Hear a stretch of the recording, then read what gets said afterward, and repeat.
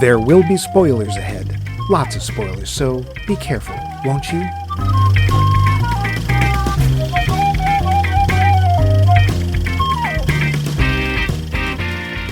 Welcome back to our What's So Funny series. And you know what's funny? Vampires? Well, what is it about them that fascinates us so? We've seen them fly. We've seen them become hideous monsters. We've seen them use guns while wearing skin-tight vinyl bodysuits. Body. We've seen them sparkle and mope and drive Volvos. But have we ever seen them disco dance? Well, we have now. 1979 was quite a year for vampire movies, and of all the vampire movies of 1979, Love at First Bite is without question one of them. Probably the most intentionally funny Dracula movie of all time. The film has George Hamilton, Arte Johnson, Susan St. James, Dick Shawn, and a capeload of ethnic stereotypes, so what could possibly go wrong? I'm your host, Count Maxula, and with me is my faithful thrall, Mike Field. Say something fawning and obsequious, Mike Field. Terrible beatings all around. Oh, good. But before we get to this one, we've got to deal with Question. Last week, we asked you a question that we asked you that we thought of entirely on our own without any help from Adam Mark or anyone named Adam Mark. Yeah. Thanks, Adam. He asked us, and we asked you, what movie has the best final or ending scene? And you had thoughts. Did we? Seth Jacobs says, Planet of the Apes. Please tell me you mean the original. and not the, what was it, Tim Burton one with Marky Mark. Oh, no. You know, wait, does Marky Mark die at the end of that? That'd be a good ending. It was kind of implied, but no. Oh. Yeah. Jamie Kleinert says, Snatch. Hey, language.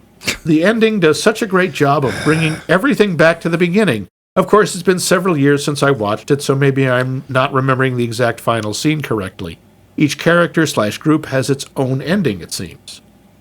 Tyler Stewart says, I confess, I do like the end of Some Like It Hot. I don't see why that's a confession, but Pirates of the Caribbean also has a good final scene. It does? Yeah, it kind of does. What is it? You know, the end, where they leave. Now, that's, the one where Jack and Will are about to be executed, and they make a big exit, and Jack sails off on the Black Pearl. It's actually it's okay. I just forgot. AJ, I'm sorry, I'm going to get his name wrong. Sheems, thank you. Whiplash. The last 20 minutes of that movie are incredible to me. Great movie, but even better ending final scene. I've never seen it. George Saulnier says, 3 films come to mind. Okay. Oh, I probably should tell you what they are. Yes, you probably should. Because I watch too many movies. There is no such thing, George. There is no such thing. We wouldn't have a show if you didn't. 2001, A Space Odessa. I assume he means Space Odyssey. Although, I would watch A Space Odessa. That sounds kind of cool. The Seventh Seal and It's a Wonderful Life. Ooh, good ones all around. Pete Krychek, The Usual Suspect. Oh, yeah. I didn't see it coming, and the final reveal hit me perfectly. Yeah, me too. See our entire episode on the Usual Suspects. Yep. Rogue One. Really? Realizing where the movie was ending in the overall Star Wars timeline was mind-blowing. Okay. Toy Story 3, So Long, Partner. Crying. Yeah. I didn't. Shut up. Totally Mike did. Totally did. I did not. Shut up. I can still hear it. Okay, I sobbed like a little girl. Anyway. Or a little boy. Pete's got quite a few here, actually. Yeah. Gone with the Wind. Oh, I was too young when I first saw it. 8, 10. Yeah, that's too young. But even at that age, my reaction to, frankly, my dear, was still, damn! The Sword of Doom. Oh. I don't know that one. Japanese film. I can still hear the audience counting out loud as Ryunsuke just cuts his way through everyone and everything, ending in that freeze frame. Oof. Oh. Okay. The Iron Giant. All the parts hopping through the snow gave us the happy ending we were hoping for. Yeah. Indiana Jones and the Raiders of the Lost Ark. The Ark being pushed into that massive warehouse. Chef's kiss. Spider-Man Into the Spider-Verse. Even you can wear the mask. Yeah. Right in the feels for me. Yep. Thelma and Louise. I mean, if you're going to go out. Yeah. Let's just go. Yeah. Well, thank you, Pete. Dave. I am not particularly critical of endings. Oddly, I'm a sucker for the happy ending. Something simple like the end of Shall We Dance, where Fred and Ginger just sing, "They all said we'd never get together, but ho, ho, ho, who's got the laugh now? Last laugh now," does me just fine. I also like Butch Cassidy or Thelma and Louise going out in a blaze of glory style ending. Yeah. Neat. Cool. I thought Dave was going to say, no, I don't really like endings, but if I did. Yeah, we can always, Dave usually surprises us. Yeah. Yes, Dr. Professor Rebecca Pelkey says, "Get Out." Well, okay, geez. Finally, it took one of our listeners to get you to leave. Wow. All right, I'll just go. Next on Mike Movies, it's going to be... Yes, Get Out has a super satisfying ending. There was an alternate end that was more realistic, but I'm glad Peele made the choice he did. Yeah, I'm right there with you. Didn't see it. Adam Mark decided to answer his own question. Well, he should. It was a tough I question. love endings that denote possibility and not finality. There's a road ahead still to go, and only the viewer's imagination can take them there. My favorite, Out of Sight, with Jennifer Lopez as a cop and George Clooney as a master thief. They spend the film as investigator/thief rivals and also passionate lovers at first, unaware of their respective professions. It's a cat and mouse thing, shifting alliances and the drama of whether they fulfill their professional passions or their hearts. In the end, Lopez captures Clooney despite her feelings and upholds her law enforcement duty. In the final scene, Clooney is shoved into a paddy wagon.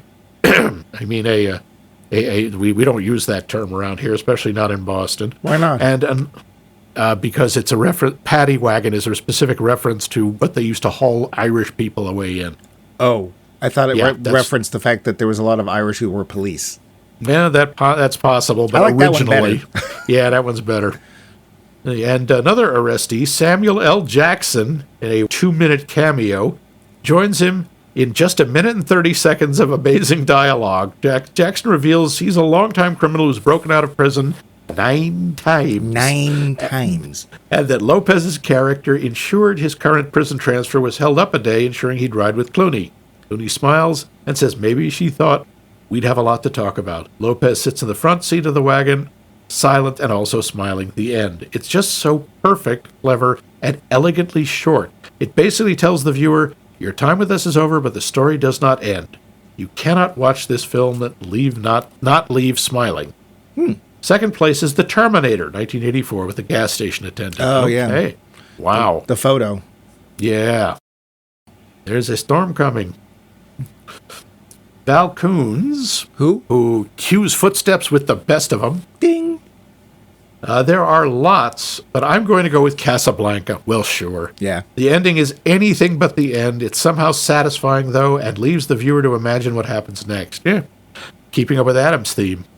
Ursula Murray Husted says The Adventures of Baron Munchausen, when both worlds come together triumphantly. Same for Big Fish. Mike Dan says Buckaroo Banzai, just the most recent example of a good end scene. Reminded me of Life Aquatic with Steve Zissou. Okay, there's a comparison I wouldn't have made. Interesting. Well, and Louise just saw Buckaroo Banzai. Somebody happened to be over his house and they were flipping through movies and had said, hey, you know, there's this movie. And I honestly didn't think he liked it, but he loved it. I mean, some person did. Very, nice fooling people. Well done. Very, I learned from the very best. Deceptive. Regan McStravick. There's nobody going to mention Dr. Strangelove? Come on. Yeah, good point. I'd like to insert a yeehaw, yeehaw, if I may. We must avoid a mineshaft gap. Usual Suspects is great. Das Boot was pretty gutsy. How many films end with everybody getting killed? Spoiler.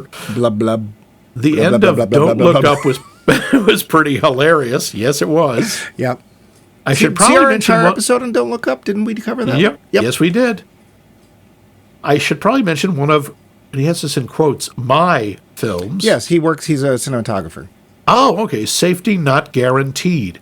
Every screening I went to of that film, the audience stood up and cheered for the ending. So that was fun. Very cool. Yeah. Kelly Cooper says, this is going to sound silly, but hear me out.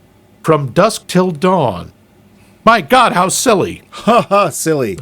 The final pullback when we see the back of the club is a temple with centuries of stolen and discarded stuff piled around it, dramatically opens up the whole reality created by the movie. Oh. It just utterly inspired my imagination in a way that doesn't happen very often. I don't see anything silly there. That sounds cool. And I've never seen it. Nick Hoffman said, the end of Braveheart always gets me. There's a certain sense of callback to an earlier part of the story, the defiance, and the way Horner's score mixes orchestral and pipe themes. Is that where they first invent haggis? I think it is. Yes, it is. And they eat it out of a bagpipe. Agatha Gasparoni says it might be basic, but Fight Club. That's not basic. Well, who wouldn't like to see their entire credit card debt just demolished in one big bomb? Yep. Oops, spoiler! Roland Hardy says a super sad movie ending, The Notebook. Or the ending was the beginning of noir film, Double Indemnity. Oh, yes, here on Terrell episode on Double Indemnity. It's hard to say. Derek Steele, Private Eye. No, he's a photographer. Not with that name, he's not. Yes, he is. It's my head canon, and you should respect it. Well, just blow it off, would you? I'll have to go typical. Godfather Part 1. Ooh. The metamorphosis of the young Michael Corleone is complete as the film ends during the final symphony of happening. Yep, that's a beauty. He's got a point. What point? How should I know? My head hurts. Charles Forsythe says, The Mist. Ooh, boy. I haven't seen that. Both the Stephen King book and Frank Darabont film tell the story of a strange mist that spreads out over the countryside. The mist is filled with lethal, nightmarish monsters. Most of the story takes place in a grocery store where a random group of strangers fight to stay alive and squabble among themselves. After that, a remaining group drives into the mist where they witness a gargantuan creature striding across the landscape. The book ends there. We don't know what happens to the people in the car, but their future looks grim. For the movie, Frank Darabont wrote an end that was so brilliant, Stephen King said he was mad at himself for not thinking of it. Dang. On the DVD release, Darabont included a black and white version of the film, which works much better than the color version. Oh. It ends up being the best 1960s monster movie ever made. Huh. Now I kind of want to see the black and white one. I've never seen it at all. I've seen it, and he's right. The movie ending is much more powerful than the book. Have you read the book too? I have. It's a short story, I think. Oh, real quick, now that you mention that, oftentimes, the best adaptations are not from novels, they're from short stories because you've got room to play. Yep. And you don't have to worry about what to cut out. I'm going to go with my favorite is probably Brokeback Mountain. I think it's a 60-page novella. Ah, so, anyway. That's a good example. Chrissy Becker-Krenitsky says, I know I'm too late. No, you're not, but I just finished watching a movie with a great ending, Run. It's a Hulu original with Sarah Paulson. Really solid last scene for a thriller with a great last line. I do not know anything about that. I don't either. Neat. And Richard Tatum, inventor of the Tatum, comes in with another vote for The Adventures of Baron Munchausen. Gorgeous and magical. And from the Tatum-free Great White North... Now, wait. Before you get up there, you may no longer say inventor of the Tatum unless you can tell me what the Tatum is. It's the small flanged piece of metal underneath the tailpipe in all Japanese cars. Tatum, huh? Yep. Japanese word meaning small piece of metal attached to the tailpipe of all cars made in Japan. No, it's because he's the inventor, so they used his name. Uh-huh. I think I'll go look that up right now, you to dear prove me Internet. If I may continue. We'll see. From the great snowy Tatum-free north, we have Vince, Master of Penguins, saying so many great endings to choose from. Sunset Boulevard. Oh, yes. Your episode on that. Blah, blah, blah, blah. The 1978 Invasion of the Body Snatchers, but true to form and to the consternation of everyone, I find the end of Aguirre Wrath of God perfect. Of course, Werner Flippin' Herzog. Klaus Kinski is alone on a raft yelling at monkeys about how he is going to conquer South America and create a master race with his now dead daughter until the raft he is on turns a bend and is never to be seen or heard again. Because flying monkeys is funny. The landscape swallows him. And then he added, good heavens, I forgot the end of the original King Kong. Yeah? Oh, yeah. When their conch died, nobody a cry. But when my conch died... That's not the original. That's the Dino De Horrendous version. Oh, well, close to the same thing. Man, these were some superb answers. Yeah, double and a really good question that I totally thought of, not Adam. Thank you, Adam Mark. That was a great question. Was. But Mike, what about you? What's your what movie to you has the best closing scene ending? I'm going to go with Brazil. No, I'm not. Oh. Now, here's the thing. Which ending? Is it the one, the major release, or the one that Gilliam really wanted, which is exceedingly depressing? It really is. That's the only one I've ever seen, so I don't know the happy ending one. No, I got to go with Usual Suspects. That film I did not know what was coming. I had no clue. I was taken in happily. I love being taken in by something clever. And just watching the performance, just watching the subtle way that the reveal is done pretty much at the very end of the film, I am right there with Charles Palminteri. What's his name? Chaz Palminteri, yeah. I was just like, wait, what? And the people I saw that with, when we left the theater, we stood in the parking lot and talked about it for 2 hours afterwards. Wow. And I've not been to a film that was that, I don't know, exciting since then. So I got to go with that. Sure, Casablanca, absolutely. But I don't know. I fell for Usual Suspects, and I'm happy I did so. How about you, though? I would go with Some Like It Hot. I agree with that one. I just love the final exchange between Jack Lemmon and Joey Brown. The whole thing, not just the last line. I used to live with a musician. I forgive you. Nobody's perfect. And oddly enough, The Lost Boys. Why The Lost Boys? Mostly for the final line. But I love, also it has stars, or the final line, the final saving the day is done by my close personal friend, Bernard Hughes, who I met once when I was 12. Ooh. I just know him from being Bob Newhart's dad on the Bob Newhart show. Yeah. Yeah, he also had his own sitcom called Doc for years. Oh. But I just love that final line. That's the problem with living in Santa Clara. All the damn vampires. Didn't he play a character named Merlin on something? Yes, he did. Was it Mr. Merlin?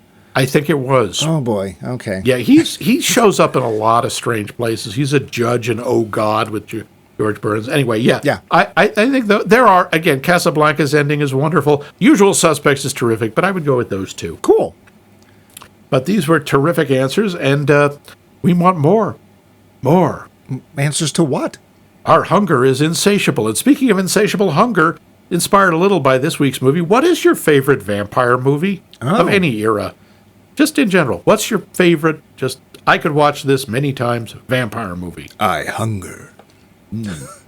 Wait, that's Sinistar. That's not a vampire. Run, human. Run. I thought it was Run Coward. Is it No, Run it was Human? Run Coward, yeah. Okay. It's important. But You never played it. I did. Did you? Yes, I would play for like 15 seconds because I would lose almost immediately. Mostly I watched other people play it. Yeah. But, answer that question. Oh, how are they going to do that, though? It's a secret. No, it isn't. You're going to tell me. Which I will reveal at the end of the show. See? It's not even a secret. That'll keep them engaged. Uh-huh. But now we move to the facts. Budget $3 million. Wow. 1979. Box office. How much do you think it made? Unfortunately, I know. Oh, okay. $44 million. This was the 13th top grossing film of 79, and for years, this movie, Love at First Bite, held the record as the highest grossing independent film of all time. Yeah. Yeah. Uh-huh. Hard to believe. Well, we'll get to that. For his role as Renfield, Arte Johnson, for those of you, and I did not know this when I first saw the movie, because I had never seen the Bela Lugosi Dracula when I saw this movie. Arte Johnson's doing a dead-on impression of Dwight Frye's version of Renfield, especially the laugh from the Universal version of Dracula, the 1931. Speaking of the 1931 Dracula, if you'd like to listen to our entire episode, which was, believe it or not, episode 48, quite a while ago, we took on Dracula 31, 79, and 92. The opening line of the movie, "Children of the Night, shut up!" is a direct shot at the Bela Lugosi's, Children of the Night, what music they make. Blah. Meow, meow, meow, meow, meow, meow, meow, meow, meow, meow, meow, meow, meow, meow, meow. Ah, exquisite. Dick Shawn, who plays Lieutenant Ferguson, would later play Count Dracula in the sitcom Mr. and Mrs. Dracula. 1980. I think it lasted an episode. If he seems familiar, I had to look this up. It's the two things I know him from. He's in The Producers, the original Producers. He plays LSD, of course the guy he who does. plays Hitler. Right. He is also the voice of Snow Miser from Year Without a Santa Claus. The theatrical release of this movie was known for the signature song played during the disco sequence. The disco classic, and yes it was, I Love the Nightlife by Alicia Bridges. I've got to boogie. On the disco, Oh, yeah. Due to licensing issues, the song has been removed from most TV broadcasts and all DVD transfers and replaced by a different, inferior song called a cover version of The Man That I Love. The Bridges song is still listed in the closing credits, and it's also heard in the original trailer when it's excerpted no less than 3 times. Fans of the song and the movie worldwide have been furious about its removal from the DVD release. I'm furious! I don't believe this. Fortunately, I guess, I Love the Nightlife was restored for the Region 1 Blu-ray released by the Shout Factory in 2015. Also known as one of the only ways you can watch this. Yeah, this movie is not easy to find. But a sequel, Love at Second Bite, was touted but never materialized. In 2009, after the popularity of the Twilight series of novels, George Hamilton himself said of a proposed sequel, Matrimony, Love at Second Bite. It's terrific. It's all about old world school of Dracula. It's his words. In the Bela Lugosi 1940s, his 30s. Yeah. Up against, he was pretty old at this point, up against the Twilight felons with humor. It's hard to do, but it's great fun. I think Twilight is a wonderful series of books, and it's so important for these young girls with hormonal changes and this love that's worth giving your life for. Yeah, that's not creepy. Now I have to find a way to bring my love it for. Oh, good. No, I can't read anymore.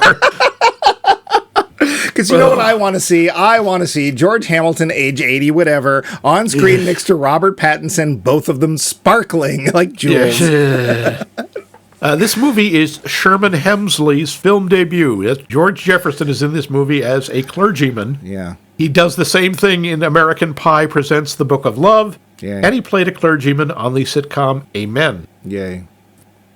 This movie was one of 5, count 'em, 5 Dracula movies released around 1979. Dracula, the Frank Langella movie. It's our episode. Nosferatu, the Vampire. Love at First Bite, Nocturna, and, of course, Dracula Blows His Cool, which we all remember. Wait, what? Also, in 1979, we had the vampire movies Thirst and Salem's Lot. So 79 was a big year of the old throat biters. I wonder why. I don't know. I'm thinking it was Langella's Dracula. Yeah, but they'd all which was inspired by the stage show, which had been going on for years. So I think the popularity of the Broadway show might have done it. I can see that, because otherwise they're all being made at the same time. Yeah. The scene where Dracula encounters the black street thugs is a parody of the film Scream, Blackula, Scream from 1973, where Blackula, encounters the street thugs. Good old Richard Marshall. I am great. You're great. In one scene, Dr. Jeffrey Rosenberg, or Van Helsing, if you will, Richard Benjamin sketches a drawing of Dracula and headlines it, Dracula Sucks. Dracula Sucks is a real movie. It had come out the year before, and it's a porn film. Uh-oh. Yes. Uh-oh. There is some contention that this movie is a ripoff of a 1971 low-budget movie called Guess What Happened to Count Dracula. I did a little looking into it. I couldn't get myself to watch it because I've seen a couple of clips and, oh boy, this makes this look like Avatar in terms of the effects. I will hurt you. Yes. We don't mention that movie ever. Regardless, mainly because, well, there is a vampire in it, and he does end up in a disco, although he is the son of Dracula named Adrian. I'm not sure. Yes. Sure. Yo, Adrian, I will call you Adrian. Yeah. Okay. Look into it. It's interesting, but unless you got any trivia about this? No. Well, let's get to the plot. Good evening. It's the 1970s. Wow, is it ever the 70s? Oh, boy. And Count Dracula, ironically played by George Hamilton, one of the tannest white people ever, finds himself driven from his ancestral castle by that most terrible of forces, Soviet-style bureaucracy. Ooh. So he and his faithful servant Renfield head to the next logical place, New York City! Sure, why not? Dracula is obsessed with an American fashion model, Cindy Sondheim, who he sort of believes is the reincarnation of the spirit of his great love? It's not entirely clear. In New York, Dracula and Renfield must deal with culture shock, problematic racial stereotypes, and that most dreaded of forces, disco. It's the devil music. Yep, Dracula finds and charms Cindy Sondheim, but must contend with her therapist boyfriend, awkward, Dr. Rosenberg, a.k.a. Dr. Van Helsing. Will the Dark Prince prevail and give Cindy the 3 bites needed to turn her, very quickly, into a vampire? Like him? Why is Dracula so careful about not killing people? And did people in the 1970s really find Richard Benjamin funny? Let's find out. The film. So, did you see this when it came out? Please don't take my silence as a lack of admission. I don't remember. I think didn't. so. I didn't see it in the theater. I'm almost positive I saw it on an ancient scroll called a videotape cassette. No, I think we did. I was 14, and we went and saw just about everything at that point. Okay. There was somebody in the neighborhood who had a license, and we would, shall we say, not tell our parents that we were going off with her because they wouldn't want us going out driving with a 16-year-old or 17-year-old down to the Waltham cinema. 2 cinemas, but you only get to use 1. So I think I did. Okay. Yeah. Nope. I waited for the VHS tape, I'm pretty sure. By the way, was it just me, or when we see Dracula's castle in the opening shot? Nice painting, isn't it? It looked exactly like the castle you see in the dream sequences on Gilligan's Island. No. Okay. All right. That's what I thought. That was somehow a real castle. I don't know where it was, but this was a painting, a very much a painting. Not a good painting, but it was a painting. Although, to be fair, I had to watch this on YouTube because I didn't have a way of renting it. And shall we say the quality of the transfer is... less than stellar. I think it was actually better on VHS. Oh. So let's get that out. It might have looked better if it was on the Blu-ray. Yeah. But, so, yeah. I mean, I gotta say, the joke of having George Hamilton play Dracula still holds up, at least for me, because I remember who George Hamilton is. I'm guessing a lot of our listener doesn't. Well, I think our listener, well, to be fair, there's two people I know that definitely listen every week, and that's Val and Vince. After that, I know people come and go talking of Michelangelo, they would both know who he was. They would know, yeah. Doonesbury used to refer to him as Tanmaster Hamilton. Well, here's the thing. I went looking because it's like, all right, so what was he? I know we all made fun of him because he was tan, and that was a thing. And he'd show up on Johnny Carson, and Carson would talk about him being tan and blah, blah, blah. Yeah. I actually never noticed that he was very darkly tanned. He was just not pasty all the time, no matter what. I was like, what was he really famous for? Honestly, it's for being tan. He didn't really do a lot. No, he showed up. They tried to make him a heartthrob, but that didn't work. No. This was like one of his first attempts at comedy. He did another spoof within like a year of Zorro the Gay Blade. Yeah, get it? Which I don't believe was nearly as successful. No. And I think he then went quietly back to daytime TV or whatever he would do, doc shows. Yeah. Mostly, I think he would guest star. He was like a professional guest star. He'd be on the Love Boat and Columbo. Fantasy Island and Columbo. And, oh, that's right. He was on Columbo. Yes, he was. Yeah. I beyond that, he was mostly a TV actor. He did a few movies, but he was a second string. Well, since you brought him up, and we usually go there, do you want to go through the cast? So what do you think of him in this? I think he's having a lot of fun, and it shows. Yeah, the accent is over the top, but it's supposed to be. I mean, so was Bela Lugosi's, and it was his real accent. Oddly, surprisingly, I think he does fine. I think his comic timing is decent. He's not a comedian. You can tell. And it's interesting how that can sometimes work and sometimes not. For certain people that have been spending their entire careers as leading men, I'm going to go with Leslie Nielsen, that him in Airplane was such a 180 because he was always deadly serious and, the good-looking, thick-jawed hero, blah, blah, blah. And suddenly he's doing this, like, almost slapstick comedy and was brilliant at it. Yeah. With George Hamilton, we don't have as much to see that contrast with because he mostly just tanned.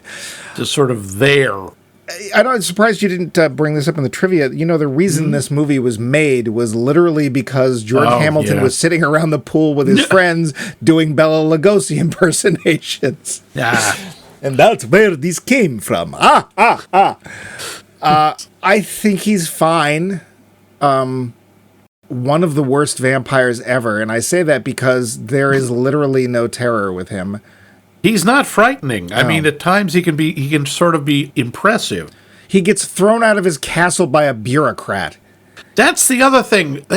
There were 3 people. He couldn't just hypnotize them and say, you couldn't find me. You decided this was a bad spot to do this. He doesn't even try. No. He's like, oh no, what will I ever do? I must go to New York instead. Okay. I mean, I do like the line, I think they're from the government, master.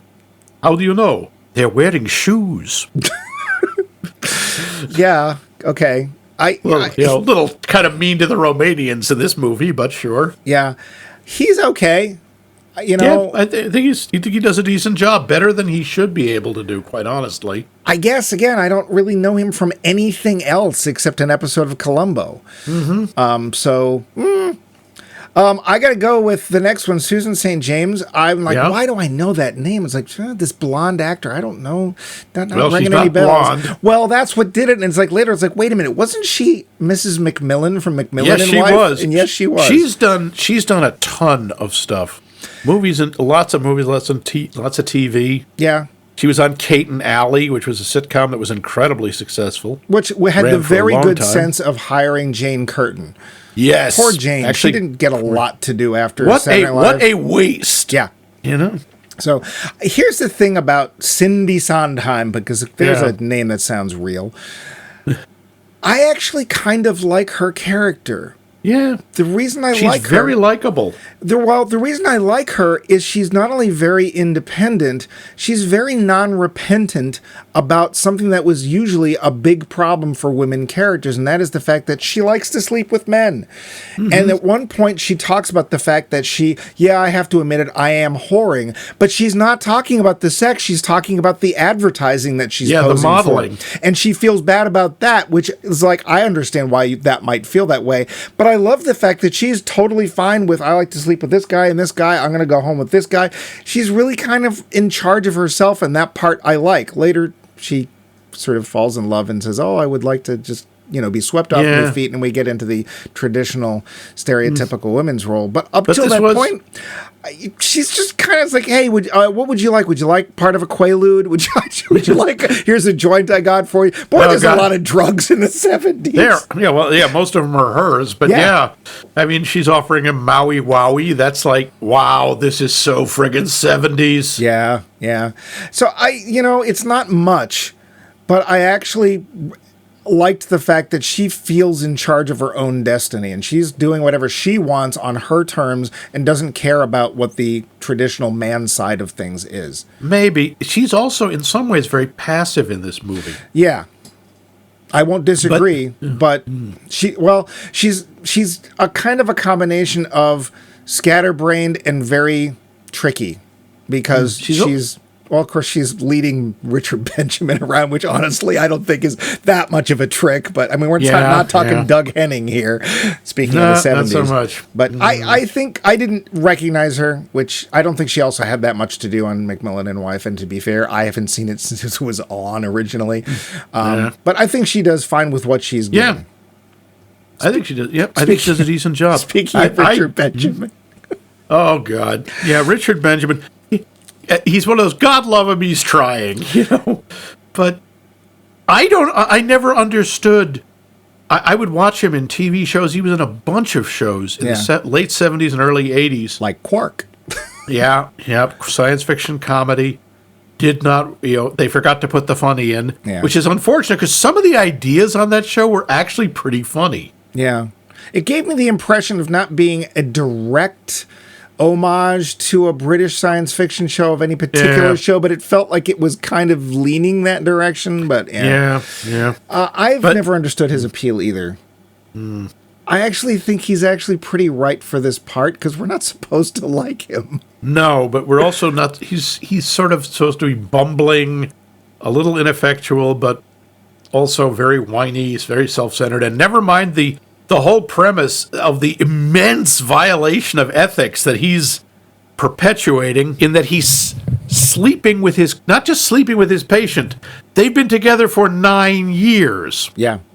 But, I mean, I suppose you could excuse it by saying that she hasn't paid him.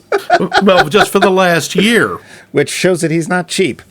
No. And he can't commit. I don't like him. But I actually think he plays the part pretty well, because we're not really supposed to. Yeah, he's a good villain or bad guy in this, because he's not really villainous. No. And this movie is lightweight. It's a comedy, so he's not scary. He's not intimidating. And we'll get to that later, because I do want to come back to the story part of this. But not my favorite actor, but I think that the part he's playing, he actually does pretty well at. He's decent casting. Arte Johnson, oh boy. I think he's the funniest thing in here. Easily. I think anytime he's on screen and sometimes I like to do this because it shows the level of commitment with an actor. If you're watching a scene and there's like, say, 3 or 4 actors in it, and 2 of them are talking most of the time, they're the main things. If you stop and watch the ancillary actors and see what they're doing, it's really cool, because some of them will do things that aren't distracting but are still in character, and that's Arte Johnson. He is always doing little things with his hands or looking up, his expressions, his like body language. Oh, my master, I love my master. He's always engaged. He's always with part of the scene. And he's not trying to steal focus, which is very cool. No, he's very much what he's playing. He is the right-hand man, the second, not in command, I suppose he's more like third. But he's really going for it, and he's got that perfect balance of really funny but not too funny. And, you know, we get him from Laugh-In, and a lot of people have said that this movie has Laugh-In style comedy. We'll get back to that, too. And I think he's a perfect choice, and I think his choice of riffing on the original Renfield Dwight Fry, was really well done. Especially the laugh. The laugh is just friggin' hilarious. Yes. Yeah. What about Dick Shawn as Lieutenant Ferguson? He's fine. He's there. He's sort of there. He doesn't near the end. He's a cop, I guess. Yeah. He does fine. He does fine. Yeah. That's the major cast. Yeah. I mean, we have Sherman Hemsley. But he's in one scene, and we have Isabel Sanford, who's in one scene. I gotta say, Sherman there, it's not his fault, it's the writing. Yeah. The joke he is setting up is so overdone and so telegraphed as to be, what is the antithesis of funny? Whatever that is, that's what that was. Yeah. He's throwing himself into it, I'll give him that. He is yelling for Wheezy and, whatever. But it's just... Yeah, it's just painful. And Isabel Sanford is doing Isabel Sanford. She's doing, but she's a little more vigorous than she sometimes is, and she does we'll get to this. There are a lot of references to the miniseries Roots in this movie. Yeah, we'll get to that. Yep. I will say this is probably my favorite Barry Gordon or Michael Pataki film, though. Those are... Barry Gordon, the guy who's selling flashlights. And he's been in everything. Like, when you see him, I didn't know his name, but it's like, oh, God, he's like, oh, it's that guy from that thing. Yeah, that's really the major cast, and for the most part, they're fine. Yeah. They do a good job. Fine. I'm going to go with fine, except for Arte Johnson. Arte Johnson is terrific, yes. But, what do you want to bring up next? Last night's beans? Did you find any of the lines funny? The dialogue? Now or then? Both. Yes. Okay. I'm not going to tell you which. Okay. Because that's not what the show is about. That's giving things away. I still think there's a lot of quotable stuff in this movie. Well, and partially because you and I have been quoting it for the last 40 years. Most notably, Children of the Night, Shut Up, and the other big one, which is... I do not drink wine, and I do not smoke. Sorry, you're going to have to bleep that. Yeah, I know. I like that. Made me do it twice last week. Yep. Yeah. It's, so there was another one, and I can't remember what the dang line was. There's another line in that we've been doing for years. It's like, it's from this. I can't remember what it is. So there's some quotable lines here. That's for sure. I would say that because it's the 70s, as you said, boy, is it the 70s. Woof. And because this film was produced by our old pals at American International. How can a film be American and international? Well, let's find... No, let's not. Yeah. It has a kind of cheapness to it, a kind of TV movie-ishness about it. It really does look like a made-for-TV movie, just in terms of the way the camera is used. Yeah. I mean, it's like, sit camera here, turn slowly. Well, our director, Stan Dragoti, most probably known for Mr. Mom. Remember that? No, I never saw that. That was Michael Keaton. I know, that was Michael Keaton. As this guy's a dad, but he stays at home and takes care of the kids. Oh, for fun. It's wacky. Probably his next best-known film was The Man with One Red Shoe, which I never saw. Oh, I saw that. That was a remake of a French movie. Yeah. The French movie is really funny. The American one, despite the fact it has Tom Hanks in it. Yeah. And Dabney Coleman and Charles Durning and Carrie Fisher. Yeah. And James Belushi. Oh, Jim Belushi. Remember, it's Jim. Yeah. Because that's funnier, I guess. Yeah. He feels very workmanlike. Yeah. Shall we say? Yeah, it's pretty much, all right, and set up joke, present joke, close joke. Move on to next joke. Hey, look, there's some action going on there. I'll just aim my camera at it. Yeah. Like, I've honestly seen better direction on TikTok, which I know is not maybe very nice, but let's face it, it's kind of true. Yeah. So you brought up something earlier, and I would like to touch on this. You brought up that there's at least one, I think there's 3 Roots jokes. Roots, for anybody who doesn't know, was actually a groundbreaking, This was really a well big done. deal. It was a maxi series. It was at least a week long. It was Haley. It was basically Haley's Alex Haley, delving into his own family's past, starting with having his family dragged over here from Africa and being slaves, and how it eventually begat him. And everybody watched this. Everybody. People stayed home from school to watch it. Even racists did. Like, everybody watched this, and it was amazingly well acted and amazingly well done. I think they either redid it or are redoing it for reasons I don't understand. I want to say it's the first time we saw LeVar Burton. Don't know. He plays a very major role in that show. James Earl Jones is in it. I think he plays Alex Haley. And it was really a groundbreaking and amazing show. So I'm really glad that they decided to make 3 Roots jokes in here, because that's good. Well, it was a big part of the culture at the time, and this film, a lot of it is pretty dated, because there are a lot of very time and culture specific references in it. Yeah. Well, at least it's racist, so there's that. Well, there is that. Because, I mean, but, to be fair, we do have 2 black characters, one of whom's a judge, one of whom's a priest. But the other black characters, of course, are just gang members, and they loot. Or petty thieves, yeah. Yeah. But to be fair, we also get anti-Semitic jokes, we get Jewish stereotypes and gay stereotypes. Yeah, but the gay stereotype, I think it's because of the print I was watching. I literally couldn't tell which person in the elevator was talking. I got it, they were making fun of a gay person, but I'm like, who is it? But did you there's also the thing that Cindy says when she's complaining about her photographer. He's like, yeah, well, he may be the best photographer in New York, but he's still a bitch. And Richard Benjamin says, darling, remember, he says, I know, they love in their way, we love in our way. By the 21st century, homosexuality will be the norm. Which it isn't. Yeah. Which it shouldn't be. It shouldn't be the norm, but it should be accepted. I remember the other line. I don't know why we would have forgot this, but the other line that Max and I have been quoting incessantly since the 1979 was, come on, black chicken, come on, black chicken. Oh, yes.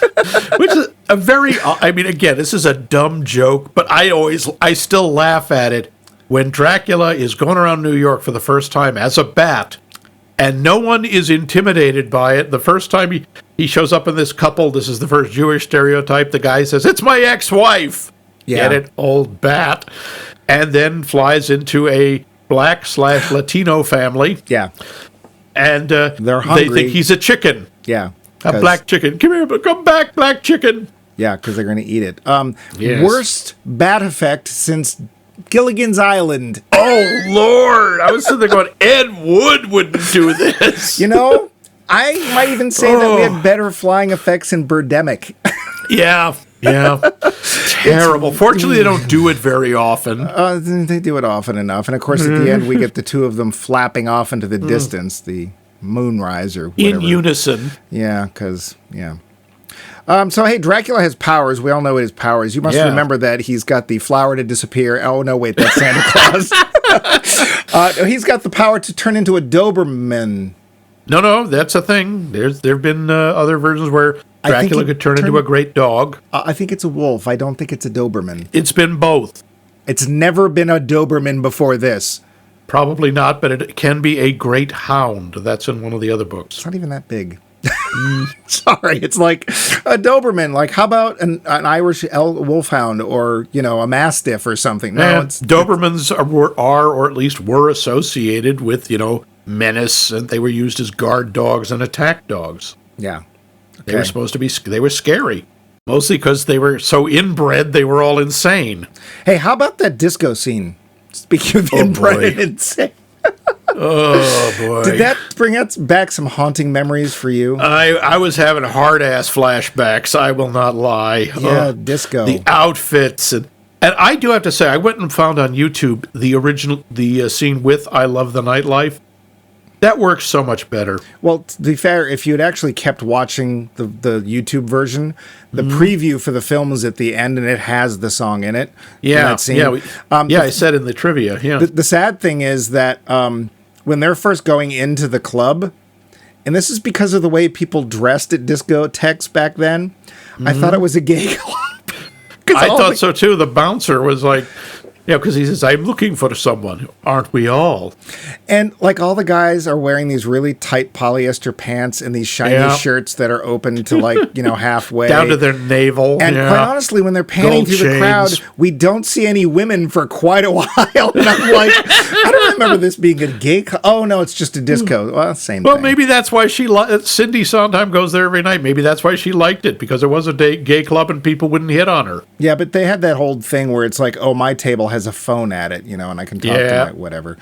The disco scene, I really hated disco. I didn't think much of it. Some of the music I found catchy because you couldn't help it, and they'd beat you up if you didn't. Yeah. But, I like the dance sequence. It always reminds me of one of the promo lines for that movie. I remember seeing it in the trailer. It was the one thing that really stood out was, he can walk through walls. He can turn into a bat. But best of all, he can dance. Yeah. Yeah, I guess he can. That is, in fact, George Hamilton doing most of the dancing. Okay. But, it's the only thing I'll say about that sequence is it's reasonably short. And the original song is much better. Yeah. And that's about it. Although I do like the line where he's trying to introduce himself. I can give you eternal life. He says, I knew it, an insurance salesman. Yeah. He does say that. Yeah. The other thing that it strikes me is in the club and everywhere else, no one seems to think it's odd that there's a grown man walking around in white tie and tails and an opera cape. No one comments on his clothing, ever. No. Not until the very last. It being the 70s, though, I don't know that that's as big a deal as it will be today. Well, you think they had leisure tuxedos, did they? Well, no, the thing is that people still dressed up back then. Today, nobody dresses up for anything.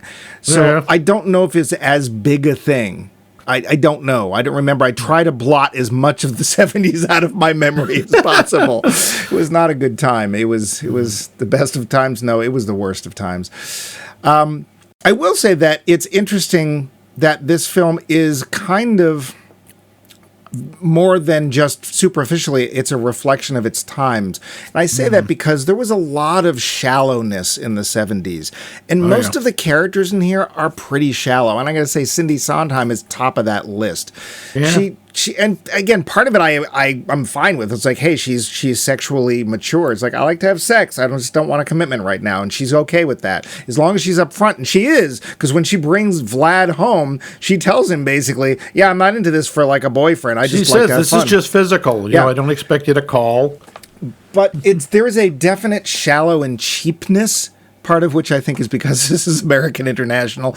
But also, that's the times. For those of us who are in the 70s, especially the late 70s, things were pretty superficial. There was a lot about the surface. Very plastic, very polyester. Yeah, and those were really the materials of the 70s. And it's funny how some films can depict their time, take place in their time, and they don't stay universal in a certain way. They're very much of their time, and that's it. You can't really divorce them from that. And other films shot in their time, representing their time, Casablanca, this isn't the problem. We watch it, we don't care. It's the 40s. It's still a film. It's still a story that has resonance today. We just don't have World War II going on over there, and we can get out of This is very culturally centered. Yeah. And it just struck me that sometimes that happens and it's a big deal, and sometimes it isn't.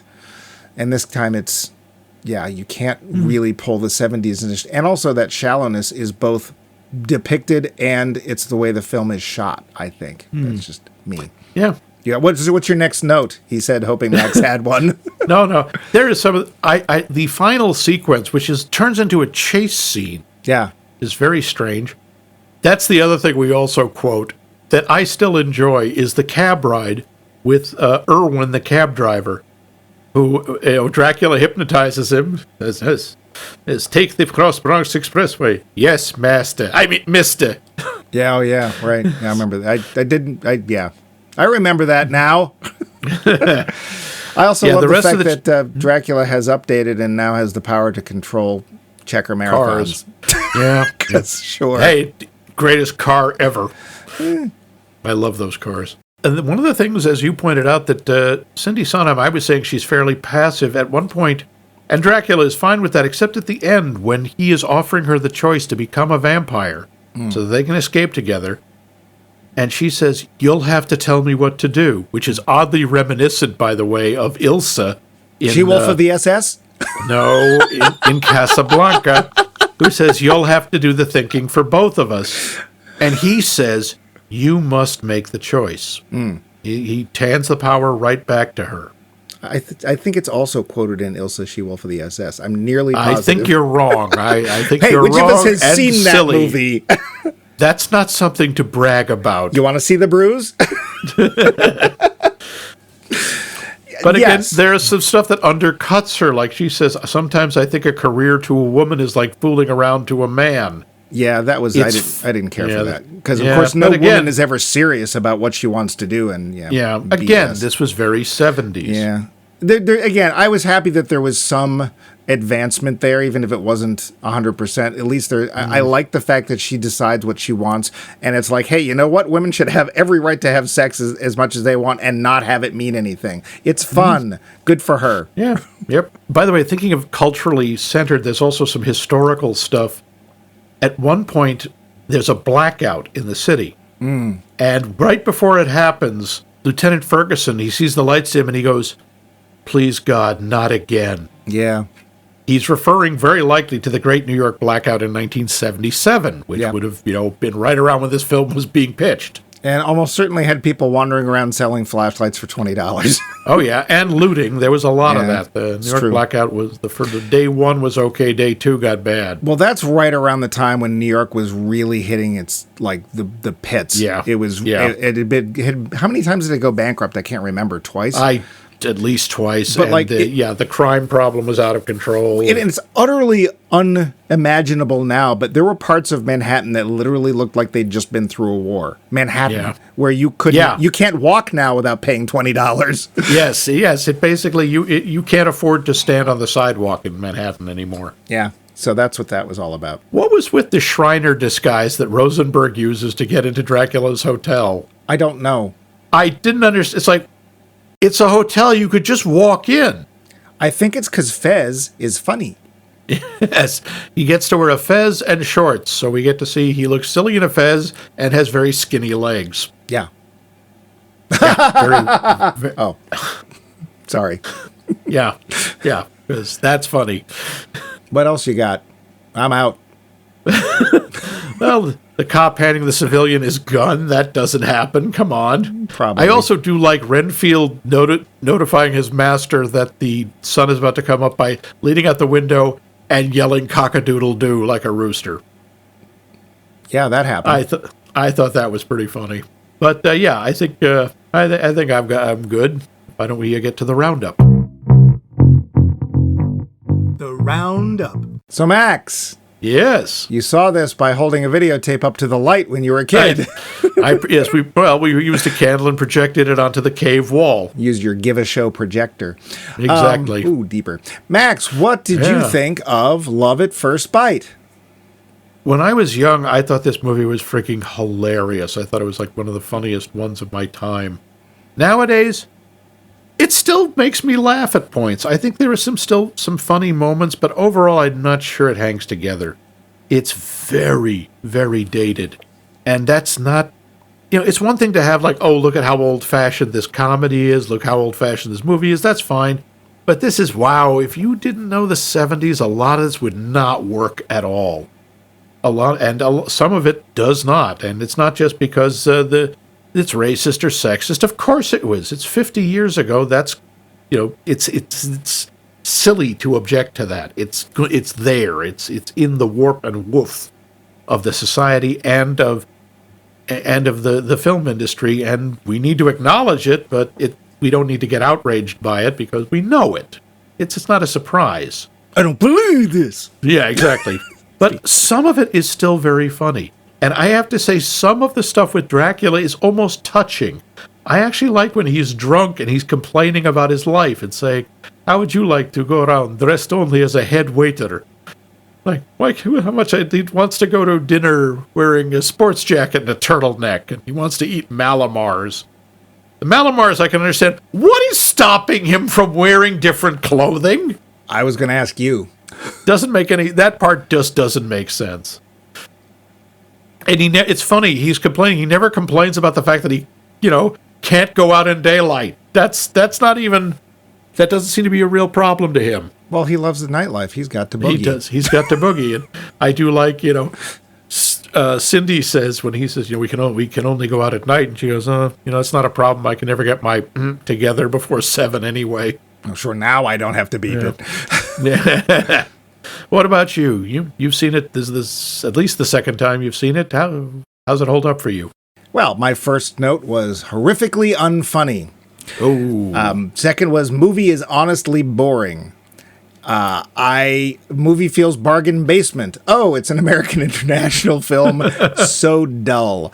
I didn't laugh once. I don't think this movie is funny at all.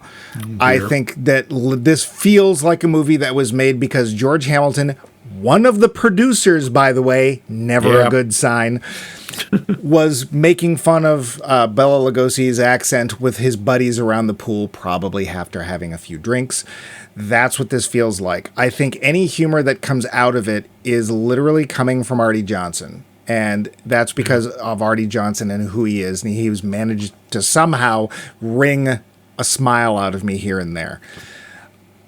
None of it makes sense. There is no tension at all. We never for an instant think that there's a chance that Cindy is going to go with or wants to go with Dr. Jeff, nor should she.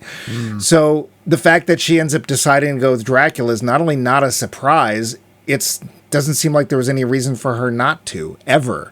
Like, okay, hey, would you like to have a whole bunch of money and live the life you always wanted to and no one giving you any trouble? Or do you want to go out with Richard Benjamin, who you owe $7,000? Oh, what will I do? No, there's no... and he's a terrible vampire. The only person he ever bites is her. He rips off a blood bank. Why isn't he biting people? He bites a drunk.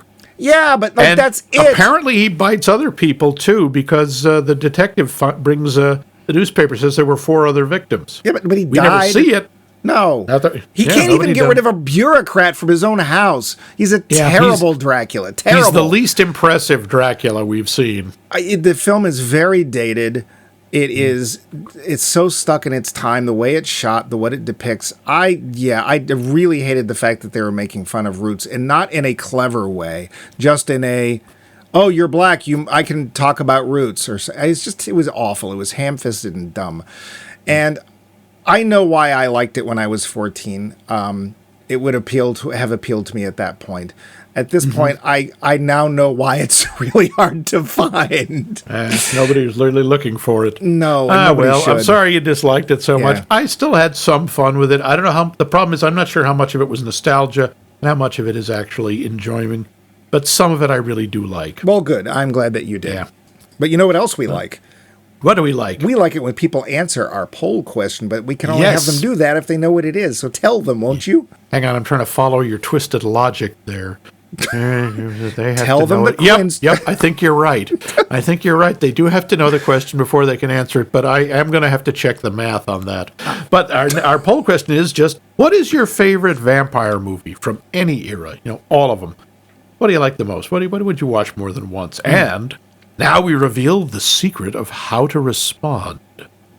Secret. The secret we've given away 272 times before this one? That secret? That's the money.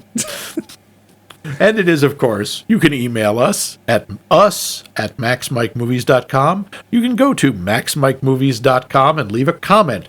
You can also give us suggestions for movies we should do, even series we should do. You can comment on Mike's terrible taste in clothing. You can comment on Mike's strange body odor. You can comment on Mike's annoyingly squeaky voice. You can comment. Finally, something they might actually be able to comment on, you dimwit. And so forth. You can find us, of course, on the Book of Facing under Mike Movies. Sigh. We always post the poll question there. And of course, yes, for now, as we watch Facebook slowly sink into the sea. Yeah, how about Blueski? Anybody out there like Blueski? Should we be on Blueski? Yeah, or Mastodon, something? Yeah, let us know. We're still asking for that part. Hey, what other social media do you use? If any. Yeah. And no, we're not dancing on TikTok. Would you like us to directly email you? Do you want to be part of a list? Let us know. Yeah. But you can also, of course, find our show on virtually every podcast app created by humans and several aliens. And for humans. But next week, we're still asking, what's so funny? And this one is going to be from a suggestion given to us by a couple of people. This is a movie neither Mike nor I have seen. No. It is called Seven Psychopaths. That's funny. And, of course, there was the sequel, 6 Psychopaths A-Laying, and then 5 Psychopaths. Max, you're doing 4 the prequels. Psychopaths, 3 Psychopaths. No, those are the 2 prequels. Psychopaths. The sequel was 8 crap. Psychopaths. Man, I can't believe you missed that. Well, if you'd like to hear Max miss other things, why don't you tune in next week when we tackle 7 Psychopaths.